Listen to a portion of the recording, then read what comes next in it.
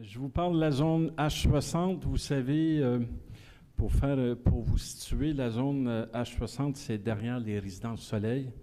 C'est environ 12 hectares. Il y a tout près de 60% de la superficie qui est dans l'aire TOD de la gare à Mont-Saint-Hilaire, c'est-à-dire 1 km de la gare. Et à l'époque, ça avait fait l'objet d'un programme particulier d'urbanisme, c'est-à-dire un PPU, comme on le nomme. Le promoteur a organisé le 28 janvier dernier une rencontre avec les citoyens. Le promoteur a élaboré son projet de développement en se basant sur le concept d'aménagement du privé au PPU. À partir de notre projet PPU, il a développé le sien. Les principales divergences, je vous dirais, c'est le nombre d'unités. Alors, le projet initial du PPU était de 282 unités. Celui du promoteur est de 551 unités. Vous informez également que vendredi dernier, le promoteur a déposé une demande officielle au CCU. Alors, le CCU va l'étudier. Il fera ses recommandations au conseil. Le promoteur aussi doit déposer ses observations qu'il a fait suite à la tenue de la séance d'information. Et par la suite, le conseil municipal prendra une décision sur l'acceptation du projet. La petite annonce dans l'œil régional. On est d'accord avec vous. On la répète plus grosse. Page 35, là, une chance que je me suis rendu là. Puis encore là, même en me rendant là, domaine du flanc nord, ça ne me disait pas grand-chose. On vous donne raison. C'était pas évident à déterminer. Il y a une semaine, avant la fameuse porte ouverte, on est venu en courant me coller une petite invitation sur ma porte en s'enfuyant. Oui. Ça a été fait de façon pas très délicate, pas très respectueuse, vu que le respect est important. On s'est enfui, on m'a pas trop dit qu'est-ce qui en tournait. On m'a dit c'est une porte ouverte. J'ai fait plusieurs recherches, j'ai lu beaucoup. J'ai lu 2013, 2016, 2017, j'ai tout lu ça. J'arrive ici, je regarde le projet, je regarde des promoteurs que je connais parce que j'ai été élevé ici. OK. Malheureusement, le projet ne me plaît pas. Mais il ne me plaît pas personnellement. Il m'inquiète pour des raisons écologiques qui ont été nommées à plusieurs reprises. Cet été, j'ai vu les déluges d'eau qui tombent de la montagne. Même les égouts ne sont pas capables de les prendre dans du massif. Hein, il y a beaucoup d'eau. Il y a beaucoup d'animaux. On parle de vision écologique. J'ai même un autre point. Je me suis demandé, puis je n'ai pas assez proche d'y aller, faire un tour dans la résidence Soleil, puis demander à ces 237 unités-là, qu'est-ce qu'ils étaient pour penser, eux autres, de ne plus avoir de leur forêt en arrière. Parce que ces personnes-là ne sont pas ici ce soir à minuit moins quart pour exprimer leur désaccord. Et c'est évident qu'avec moins d'une semaine, même pas une semaine de jours ouvrables, pour s'exprimer, c'est inadéquat. C'est pas respectueux, c'est pas démocratique. Et je vous confie, vous, les représentants d'un processus démocratique, d'avoir une vision. Vous aimez Laurent Duvernay, je l'aime aussi, mais j'aime les visions.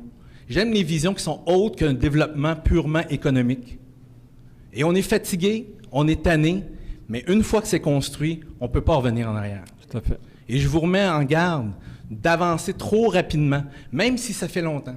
Une mauvaise idée reste une mauvaise idée, même si ça fait 20 ans qu'elle est là. Excellent. Je vous remercie. Merci. J'espère qu'on va avoir la chance de s'exprimer davantage sur H60 d'une façon plus complète, plus respectueuse. Excellent.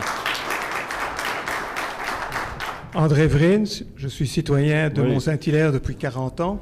J'habite la rue Dollard des Ormeaux. La séance d'information de mardi dernier m'a vraiment choqué parce qu'au fait, ce n'était pas vraiment une séance d'information, c'était une séance de marketing. Elle se donnait ici, qui donnait au fait un peu la légitimité de la ville face à ce projet-là. Donc, enfin, en tout cas, je me suis préoccupé de cette question-là. Donc, je parle du flanc nord de la zone H60.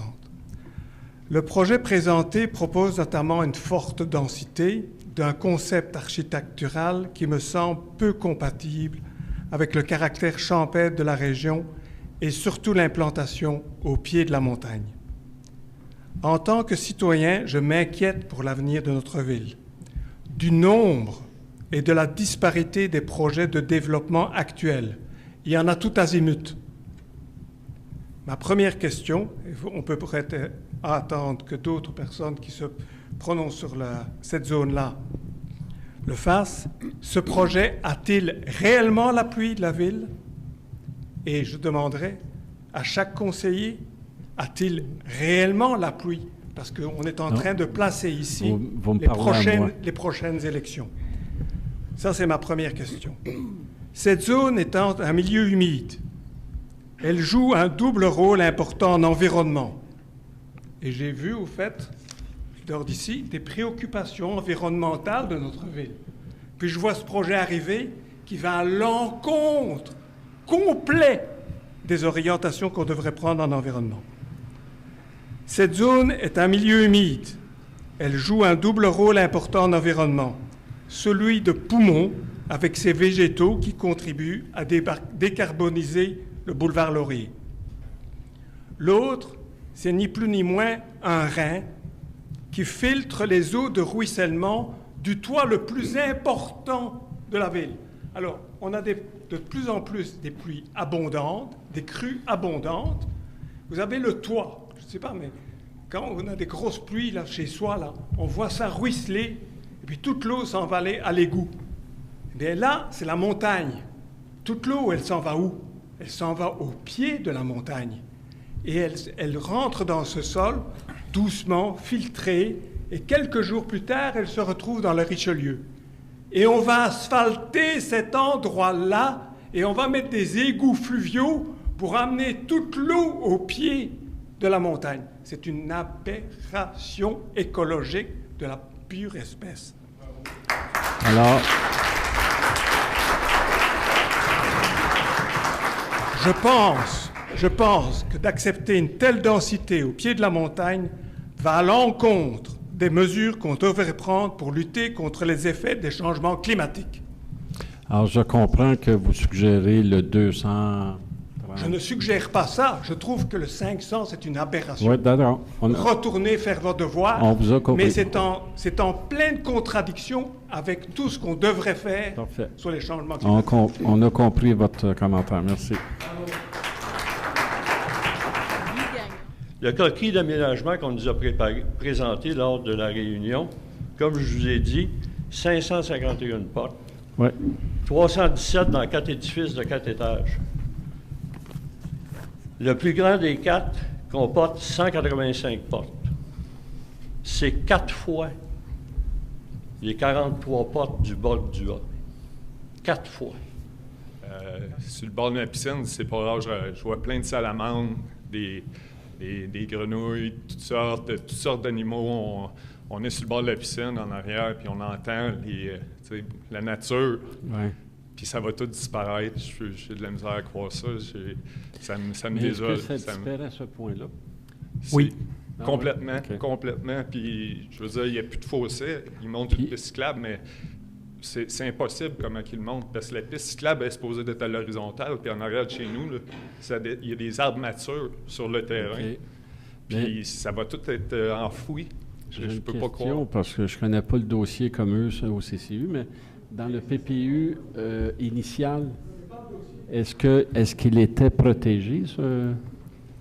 Je suis un peu déconcerté quand M. Vries vous livre le message que je partage totalement quand vous me dites je ne suis peut-être pas tout à fait au courant du dossier du Marais concernant le flanc nord.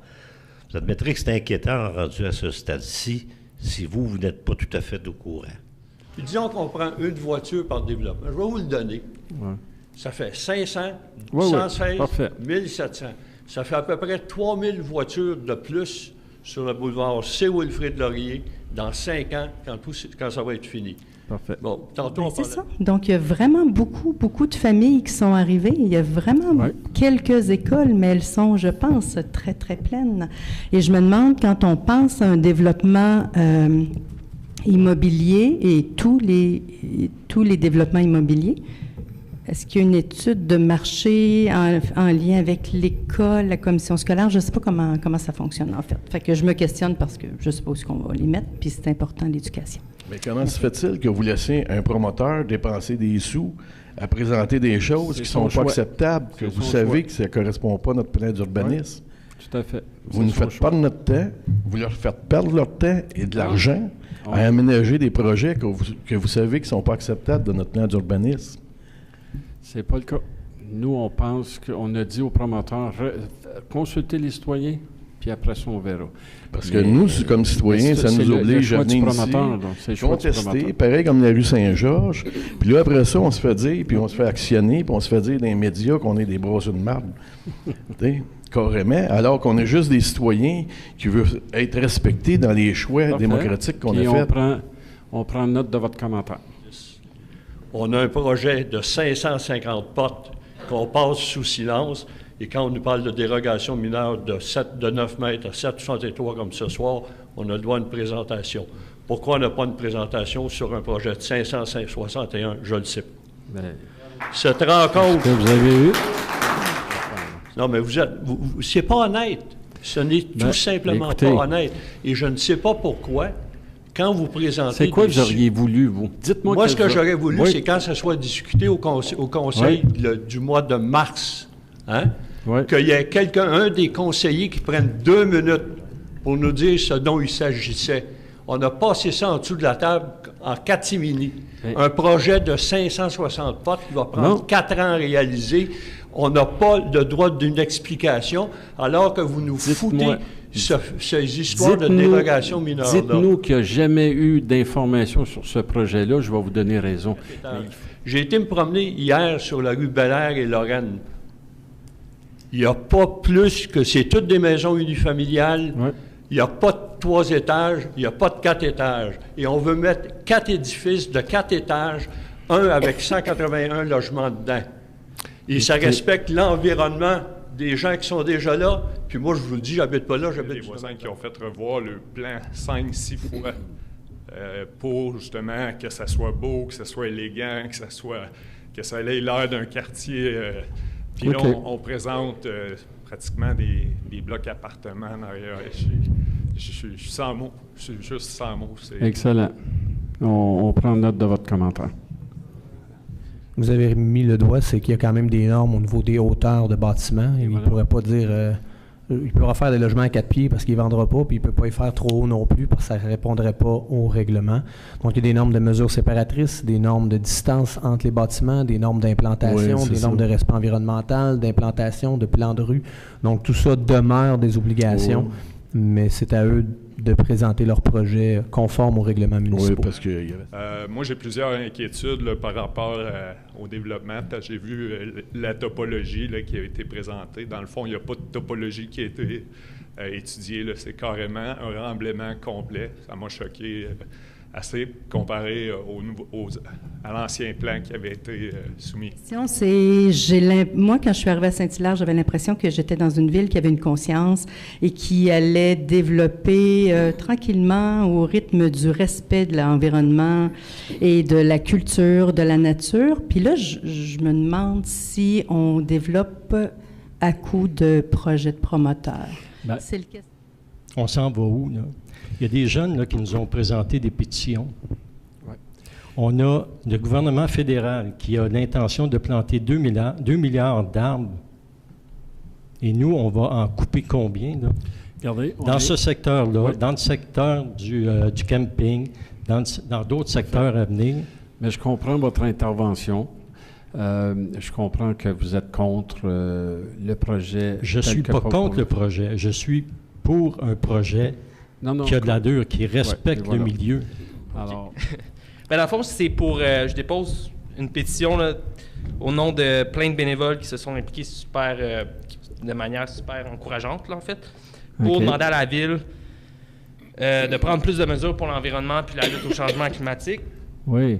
Cette pétition qui est aujourd'hui déposée, on l'espère, servira non seulement à rendre la Ville de Mont-Saint-Hilaire plus éco-responsable, mais elle fera d'elle un exemple dans la région. Et qui sait où cela pourrait mener.